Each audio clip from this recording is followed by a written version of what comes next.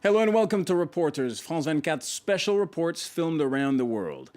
Less than a year from now, Rio de Janeiro will host the 2016 Olympic Games. The question that was asked repeatedly before Brazil hosted the World Cup is now rearing its head again. Will it be ready? Ready despite the rampant crime and social inequalities. Rio has been trying to reinvent itself these last few years to shine on the world stage once that Olympic flame is carried into the stadium. 10 billion euros have been invested. Our reporter Nicolas Ranson wanted to find out whether the city is really transformed or whether it's just a temporary facelift. He brings us this report. A few months before the Olympics, and one of Rio's drug gangs is patrolling its territory. They're allied to the CV, that's short for Comando Vermelho, or Red Command. It's the city's biggest criminal organization. I didn't choose this life. It's what I have and what I depend on. There's no work. You can't help your family or raise your children. We need this. We can't find the most basic job. What can we do? We have to live this life. It's the work I found to get by. You understand? For the drug gangs, the Olympics are barely on the radar. They say it's going to be business as usual. It's not going to stop. They work their patch and we work ours. They don't touch us, we don't touch them. Anyway, they never help us. When they come here, it's to kill us and destroy other people's families. Young people living in the slums say the drug trade is their only option. But the authorities trying to revamp the city's image are determined to stamp it out. With the countdown to the Olympics underway, security is being beefed up across the city. The police and military have been gradually taking control of areas once dominated by armed gangs. We're military police, so we have to have our fingers on the trigger. We can't carry on as if we're in a beautiful place. Here it seems calm, but we have to be vigilant and ready for anything. Since 2008, 10,000 police officers have been trained to patrol Rio's favelas. Among them, 26-year-old Deborah. There's resistance here like there is in other favelas. It's a daily struggle. I hope the day comes when there's no more violence like this, or drug trafficking. That's our dream for the future. But it's not just about security. It's also about winning hearts and minds, starting with the slum's youngest residents. Tiago is taking a break from patrols to give a class in martial arts. Many in his group are already dreaming of competing at the highest level. I just want to show a different perspective on the police. I want them to believe in the police, to believe in life. It's a daily job to put them on the right path, through sport, through education, through respect. If they really want it, it will steer them away from a life of crime. These champions in the making will be watching when the world's leading athletes gather at Rio's Olympic Park. Construction workers are racing to get it ready on time, under the watchful eye of their supervisor. In 2 years, Glauco Campos has seen the site go from a mere racing track to something approaching a world-class sporting venue. Energy infrastructure, water supplies, all of it was installed for the Olympic Games. Of course, it will leave a legacy for the city afterwards. But the main reason is the Games. The city authorities are anxious to keep the work on schedule and the budget under control. Here, the tennis courts are almost ready. All that's missing are the stands. This court can hold 13,000 spectators. The other one behind can hold 5,000. Some of the terraces will go up next. Just before the Games, we'll put up the rest. With deadlines finally looming, Compass is trying to keep up the pressure on contractors to stay on schedule. Please do me a favour and confirm what day it's going to start. Preferably, it should be this week. And every detail counts. It's important to have the same space between the seats. 1.7 billion euros are being invested in the venues. The Olympic Committee has also created 90,000 jobs directly related to the Games. Workers have come from across the country. Before coming to Rio, João was struggling to find work in his home city of Natal in northeast Brazil. Here, he's leading a team of 20 people. We have a lot of things to do, but because we still have some time in this zone, we'll finish before the deadline. I was really glad when I was asked to be part of the team. Professionally, I feel good. It's great to be part of a large team working on this big project. But in Rio, not everyone has access to sporting facilities. Here, in the northern favela of Mandela, youngsters rely on their imagination to give life to discarded furniture and a few scraps of wood. Much the same can be said for the local swimming pool. Antonio Carlos Costa leads an activist group campaigning for social equality and better security for Rio's most deprived communities. This Rio de Janeiro is a completely different Rio to the one that will be shown during the Olympic Games. This is the real Rio. Historically, the city has been marked by deep social inequalities. There is a very wide gap between rich and poor, and its origin can be found in the problems we're facing today in terms of public security. While it calls for more security, the group is also trying to lend a helping hand. Once a month, volunteers fan out across the favelas to distribute food to those most in need. Unfortunately, our country doesn't have a culture of taking care of the poorest, of those most in need, and those who find themselves excluded, deprived, and vulnerable. The government doesn't do much, so all this really depends on public initiatives. Brazil, in effect, is one of the most unequal societies in the world. In Rio, a fifth of the population live in the city's 1,000 slums.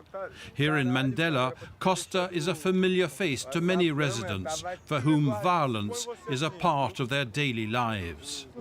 You mean this place was the scene of many executions? We've seen everything here. It was a church, a cemetery. It was Iraq. We've seen everything here. Just a few kilometers away, Lagoa is one of Rio's affluent southern suburbs and an Olympic venue. It was also the scene of one of the most publicized murders in recent months. In May, Dr. Jaime Gold was stabbed by a 16-year-old who was trying to steal his bicycle. He later died of his wounds. This year alone, more than 4,000 deaths have been blamed on the lack of security. At the scene of the killing, Costa explains the city's growing number of murders in recent years. We're one of the most unequal nations in the world, and this is our problem. An unequal society with rich and poor living very close to each other in a context of consumer culture, drug war, and a weak state. A state without properly functioning institutions.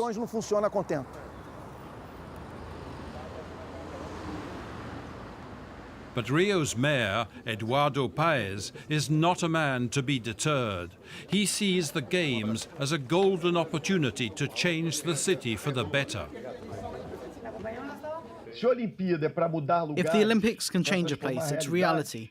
Why do it in Chicago, Madrid, Tokyo? Come to Rio. Come here.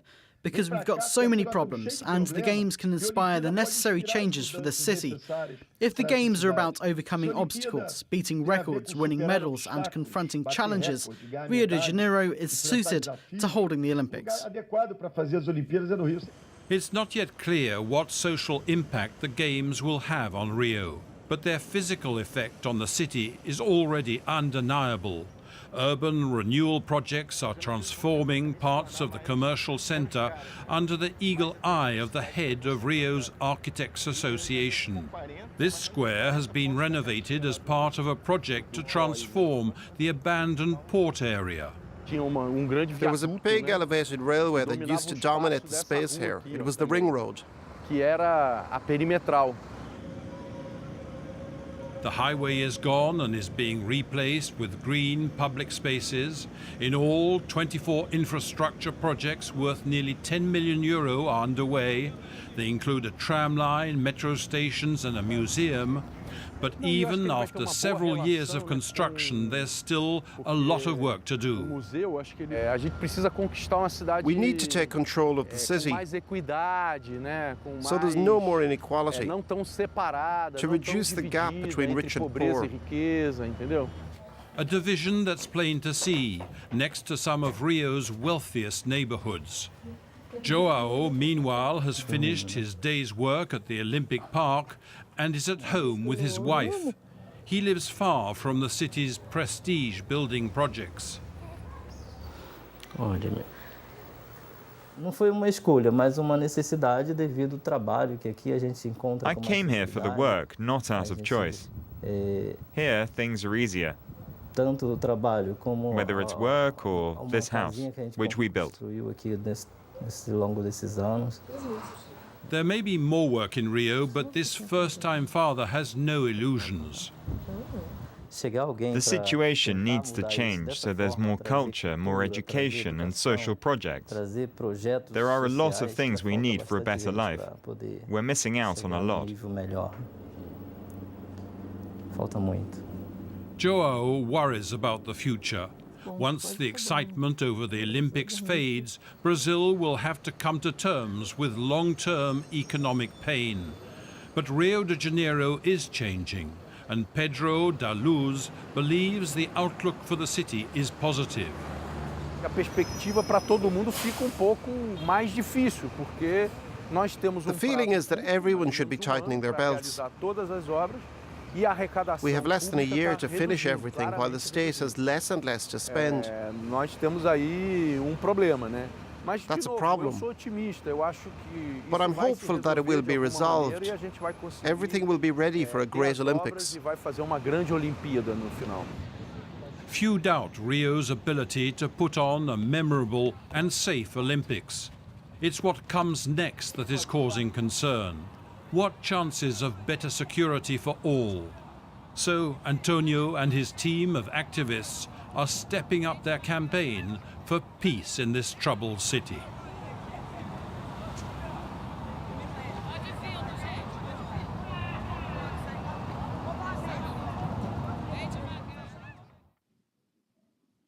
Joining us now is the author of that report, Nicolas Ranson, who's in Rio de Janeiro. Nicolas, when it comes to crime and insecurity, one of the, if not the biggest problem in Rio de Janeiro, would you say the situation has improved at all since the city was awarded the Olympic Games? As we've just seen in the report, since 2008, the government's put everything into this by developing specific police protection units, 37 in total. So yes, the heavy weapons have disappeared, and that's helped bring some peace, but it's not got rid of the gangs or the traffickers. The authorities have put out these statistics saying violence is going down. For a large majority, security is the biggest problem in the city. And there are still lots of confrontations between the police and gangs. There's police corruption and large numbers of people killed because of stray bullets in the violence. It's affecting everyone. Nicholas, hosting the Olympic Games is actually something that's become controversial for some people. For instance, the residents of Boston in the U.S. rallied against holding the 2024 Games in their city. So who in Rio is actually going to benefit from this? Actually, the reticence seen in Boston is here too. There are lots of residents, notably from the middle and upper classes, who are afraid of the event. A recent study found that only 25% of people in the city think that the Olympic Games are going to have a positive effect. That's compared with 63% in 2011. Think about that, that's a huge drop. When the Olympics take place, people will have to wait in traffic jams. And it's because of that that the middle and upper classes want to escape the city during the Olympic Games. While the Olympic Park was built in Barra, a new and rich area with high-rise apartments, it's an area which didn't really need this type of investment. There are other things in other areas which needed to be developed more. And Nicholas, we know that the impact of hosting the Games lasts well beyond the sporting event itself. So if we look to the future, how do you think this is going to impact the city in the medium term? Cyril, there are several key talking points now. With security, there's lots of talk about stepping up levels for the Olympic Games, just as there was for the World Cup. But it's what happens after the Olympics which poses the problem. For the specialists, this is the big question at the moment, because the state doesn't have a lot of money left. Then there's urbanization. The city, and in particular the south, has undergone huge renovations. There's a lot more communal transport, and the poor areas have been revitalized. There have been concrete changes which have brought new life to the city of Rio de Janeiro. But what happens next? Does the city have the means to support this new infrastructure? It's a big question, and the country's current economic situation across the country isn't at all reassuring. And finally, socially, lots of facilities that have been built for the Games are set to be dismantled after they're over, so that schools and public buildings can be built. But those plans remain very unclear when you talk to the authorities. All right, Nicolas Ranson, thank you very much. That wraps up this edition. Tune in next week for another edition of Reporters on France 24. Take care.